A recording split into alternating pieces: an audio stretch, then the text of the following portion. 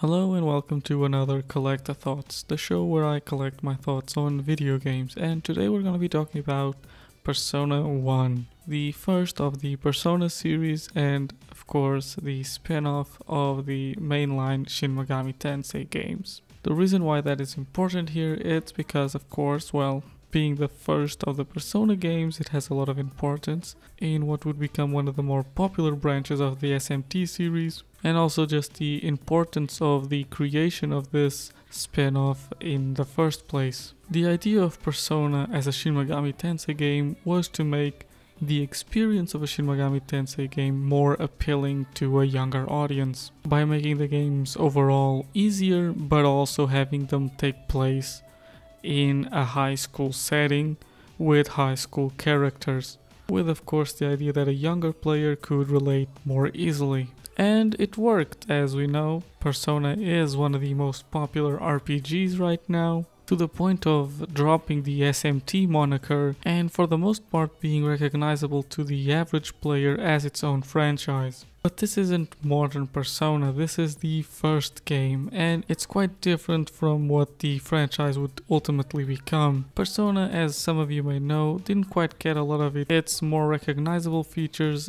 until Persona 3. So Persona 1 actually ends up playing a lot more like the cell of what a Persona game is, which is a more accessible SMT game, playing like a first-person dungeon crawler, which the Persona series would not see again. And in my opinion, gladly. I don't think this game looks bad, or that the first-person dungeon crawling is poorly made or something like that, but simply a preference choice. Because Persona 1 actually does really well with this perspective. It is very detailed in its art, and there is quite a variety of settings throughout, with more banal areas like a high school and a mall, intertwined with the more out there settings of mystical forests and dystopian sci-fi buildings.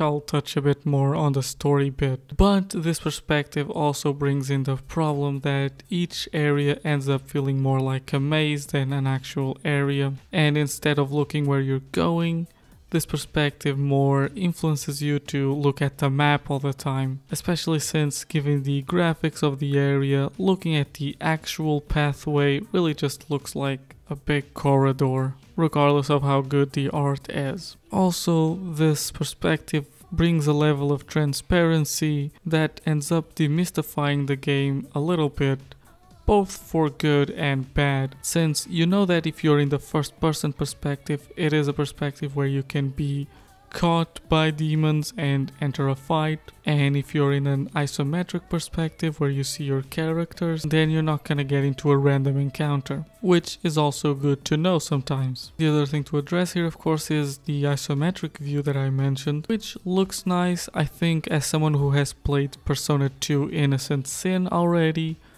it does feel a bit behind in terms of graphics, but it is still a good thing to be able to see your characters and also a more detailed view of the environments. And that's kinda all I want to mention about the traversal. I don't think it's a big deal that it is a dungeon crawler, but it is something you should be aware about. The only thing I really wanted to mention then is what leads us to talk about the next thing, the combat. With the spawn rate of the random encounters, which is quite high, it's really hard to not just get into a bunch of encounters in a path between any 2 points on the map, and it can be a bit tiring. All I'm really gonna say here, because I don't really want to delve too much into it, is I'm very glad that this is something that the Persona series would eventually just get rid of outright. Now moving on to the actual combat, it does play like SMT and like Persona, with the combat being very focused on taking advantage of enemy weaknesses to, deal the most damage. Here, that being the primary thing, since you don't really get extra moves or move advantages like you would in later Persona games and even SMT games. So combat here does feel a lot more straightforward in a lot of ways, with the one differentiating feature being the position of your characters. Even though it is very much like a traditional turn-based RPG, your characters are in a grid, and that does affect how they attack, who they can attack, and the areas of the attack, of course. Meaning where you place them on this grid will affect how they can attack and be attacked quite a bit. But it is also something you only do outside of combat in the menu, with the game allowing you to set some presets for what the positions should be. And of course they all have to be on your side of the field. You can't just kinda, for example, put one of your characters behind the enemy or something like that. It is very much just a small area on your side, which makes sense, but also I think it kinda ends up limiting quite a lot of the potential of strategy here. To me personally, this really never went farther than characters that I want to be ranged stay back, and characters that I want to be more physical stay up front. Even though there is some potential for it there, but I also never really felt like I needed to, as I'm pretty convinced I could have played through the whole game without ever really touching this feature. Now, in terms of the actual combat and the attacks, I'm gonna assume you know how Persona works, because in all honesty I would not recommend this to be your first Persona game, simply because it just doesn't really represent what the series has become, and since most Persona games are very separated story-wise anyways, I don't think it's a big deal. Personally, I would say if you're watching this for some reason without having played other Persona games, just play 3, 4 or 5, one of those will do, they're all amazing games. Regardless though, getting back into this one, of course there is the difference of the range, but for the most part if you're using a Persona's ability, those can reach any part of the grid, once again diminishing the importance of the grid altogether. Now, how Personas themselves work is quite different. For starters, with what isn't so different, talking to the Persona themselves, you talk to the enemies during battle, and of course you can convince them to join you, except here they don't actually join you, but they give you a card, and you can use this card that represents them as demons to fuse with other cards to create an actual demon you can use, which basically is just an extra step to getting a demon. And once again, I'm glad that later entries dealt away with this, as it basically just raises the cost of creating a demon to double, since once you capture a demon you actually need another one to be able to create anything. Another thing related to this, and also the SMT roots, is very much how discardable these personas are. Personas here do not level up, meaning that once you overlevel your own personas, you'll probably be wanting to use new ones, which has always been one of the more contrasting features of these games compared to something like Pokemon, which really incentivize you to stick with your monsters. Here instead, once a persona becomes too weak, it becomes useless. Instead of leveling up though, here personas rank up, which means not so much that they become stronger, but that they unlock their power. What I mean by this is, when you create a new persona, you can see their move list, but you don't have access to it immediately. Instead, you have to rank them up by using said persona, and each rank will unlock one of the moves, which honestly just feels like tedious work. And often what ends up happening is, by the time you finish ranking up a character, he's kind of already on his way out, meaning you end up feeling like you never really get to use some of these personas to their full potential, stuck playing with their weaker attacks for most of their lifespan as a useful member of your team. Now, another and the final thing I want to talk about with the personas is something that I actually quite like, and there is the ability to change the personas of your partners as well as yours. If you have played any of the modern Persona games, you know that the only person who can change personas is your character. But here everyone is free game, which means you can create a much more complex party like you can in, let's say, a mainline Persona game, which of course this game ends up feeling a lot more like than its successors. The only drawback here, and also of course differentiating the characters from being just slots for your personas, aside from the fact that they can also attack on their own, is that each character is best with a certain type or certain types of personas. meaning that for the most part you can create whatever party you want, unless, for example, one of the personas has a worst level compatibility, then it won't allow you to match the persona to that character.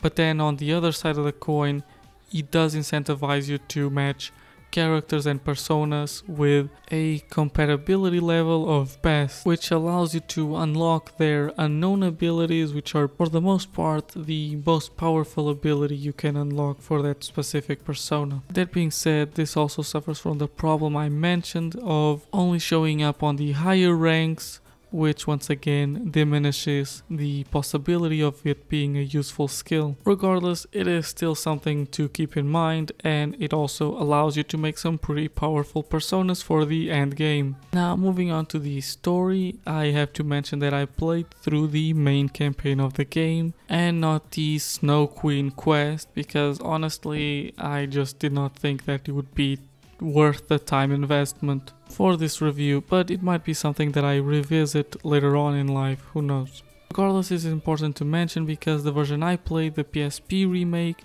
includes both of these paths, but the PS1 version Revelations does not, only including the main path because the Ice Queen path was cut off due to that PS1 game being somewhat of a rushed adaptation of the original game to the Western market, but I'll talk a little bit more about it in the graphics department. Regardless, story-wise, Persona 1 is also very different from other Persona games. A lot of modern Persona focuses a lot more on introspection and dealing with personal problems through the veil of personas as an allegory. But Persona 1 follows a much more traditional RPG story of mythical demons and crazy experiments, as the story takes place between two universes where our characters find themselves traveling between them to try and stop, the end of the world and also save their friends, which, to be fair, modern Persona games also end up creating a very similar situation despite their differences. Persona 1 though does end up feeling quite a lot more existential because of its ideas and setting. Here, for the most part, focusing on Maki and her experience as meeting other versions of herself in these universes, as she's a very central character to the story given her past. But, I don't want to go too into it as to not be spoilery. But I will say this ends up being kind of a strong suit of the story while also being one of its bigger weaknesses. The main characters of this game can feel a bit throwaway, or like they could all just be melded into one character really. The other students, I felt, never really amount to much more than their personalities as they are presented, serving most of the times as generic good guys to keep the story going. This being, in my opinion, and I think a lot of people would agree, something that the later entries would get a lot better at. Despite these critiques though, I did still find this quite an interesting story. Despite the use of parallel universes, it never uses it in a lazy way as to rehash assets and giving a feeling like you're playing through the same things all the time. These different dimensions do end up feeling quite different from each other, and with reason. And for that I quite enjoyed it. It's not the best story, and even in this style of storytelling I do think that, for example, Persona 2 does a better job, but what is here is fairly enjoyable. I think something that did help was also that I felt that the game story flew a lot better than the first time I tried to play this game years ago. And the reason for that was because I just found it a lot easier to play it on a bigger screen using PSP emulation. Because I think playing this on an actual PSP, or in my case I tried playing on the PS Vita and actually trying to play as a portable game, I think it makes these kind of labyrinthic level design feel even more so. It amplifies that feeling. So, I'm just kind of giving you a subtle recommendation that I can't really make for legal reasons. Actually, I don't care. Play this game on a PlayStation emulator, just, avoid piracy. Regardless though, the one problem I have with this story actually doesn't have anything to do with the quality of the writing or something like that, and it has more to do with the choices. Because this game has a bunch of choices, but only one really matters. Only one will differentiate between the good and the bad ending. And let me tell you, I got the choices for the bad ending at first. And I went and I played until the bad ending, and when I got the bad ending, I was quite annoyed. It's a very unsatisfying ending. It ends basically 3 dungeons before the good ending, and it feels very unresolved. All because I got 1 out of 3 text responses wrong in a specific area of the game much earlier on. And I'm telling you this because you should go into it knowing this, because there is no reason to get the bad ending. It is literally just ending the game slightly earlier. And by slightly, I mean like a lot of hours. Personally, I think it's really annoying because one, it is bound to that one choice or section of choices. Meanwhile, there's a bunch of choices throughout the whole game. And 2, the game never warns you at all that that's a very important choice. And it sucked for me because I wanted to get the good ending, and I did get it because I loaded up a way earlier save because I didn't have any saves near that specific area because I wasn't really thinking I would have to do that. And I basically played through the game twice. And hopefully now you understand why I didn't do the Ice Queen quest. It is really annoying, and I wish the game had warned me at least, since, you know, this is the remake of the original game, so they definitely knew that this was something in the game that I'm sure quite a lot of people complained about at some point. I hope so. Regardless, it is what it is. Learn from my mistakes and look up how to get the good ending in Persona 1 before you start playing it. Knowing this really won't spoil anything, trust me, and you can thank me later. Moving on now to the graphics though, this is important to talk about more in relation to comparing it to the PS1 version rather than talking about the graphics itself. It is a first-person dungeon crawler, so whatever you're imagining in your head, you probably got it right. It is important though to differentiate between the PSP and the PS1 version, because honestly the PS1 version is a very dumbed down version of the original game. The original Japanese game, I mean. While the PSP version is a very faithful remake of that original Japanese game. The reason why I'm emphasizing the original Japanese game here is because the PSP game really isn't the same game. Various characters are completely changed to be different races, the translation isn't quite right in some places, and of course the Ice Queen quest is completely cut off in this version. So overall, the PS1 version, called Persona 1 Revelations, is simply not the version to go with in my opinion.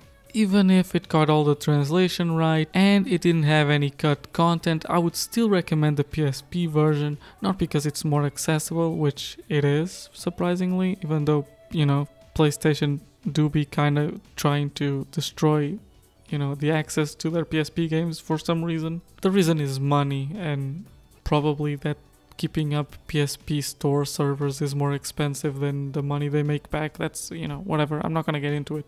Regardless, the reason why I say this is the PSP version also has some quality of life improvements, with for me the main one being the traversal on the map.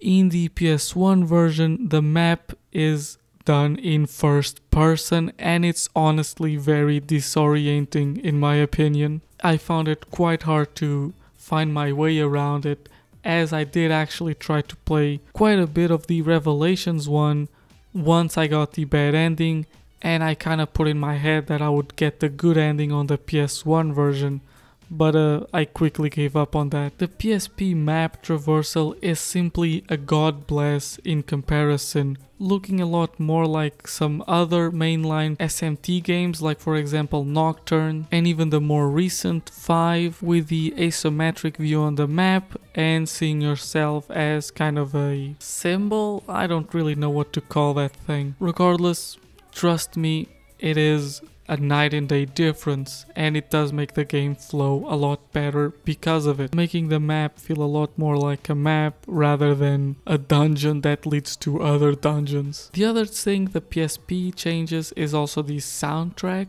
which I'll say I really like the soundtrack of this PSP version, so I'm not quite sure, if there is a problem here. Maybe some people prefer the PS1 soundtrack, that's fine.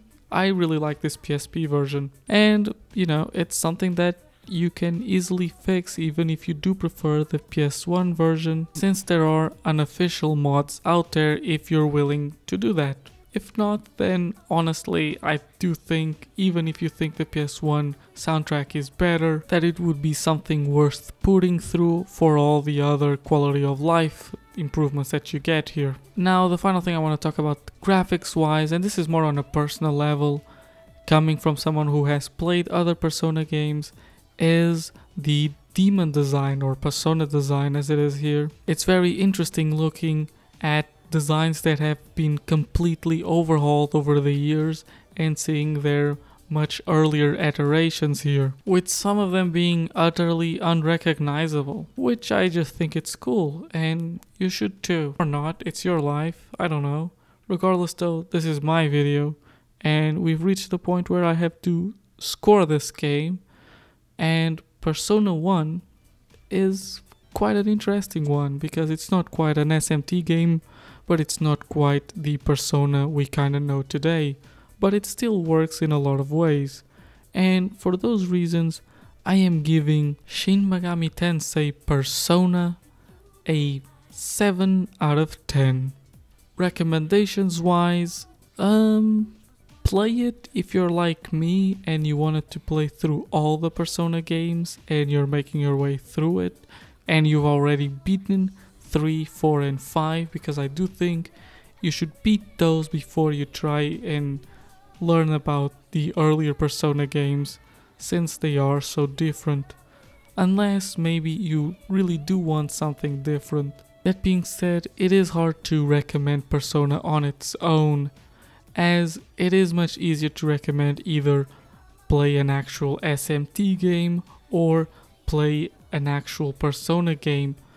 A thing I could recommend though is you want maybe an early SMT game, but you don't want it to be as hard as an early SMT game, as this sits very much in between a Persona game and an SMT game in terms of difficulty, much like Persona 2. But that's kind of the problem, because at that point I would much rather recommend Persona 2 in that case. So what ends up happening is Persona 1 is not a bad game, it's just a hard one to recommend, because for any situation where you'd want to play Persona 1, I do think there is a better option out there, and it's hard to justify its experience unless you legitimately really want to experience all of Persona. Where I can make a much more solid recommendation though is in where you play this game. Like I said in the graphics, I do think that the PSP experience is simply superior in every way. Even for the soundtrack, yes. And my recommended playing method would be on the PSP emulator on a rather large screen, because I do think you're gonna spend a lot of the game staring at that tiny minimap on the bottom left corner of the screen. And I think that's just a bit too eye-soring to play on the small screen of a PSP or even a Vita. But that's up to you, I guess. I know that a lot of people don't really want to or like playing with emulators, and that's totally fine.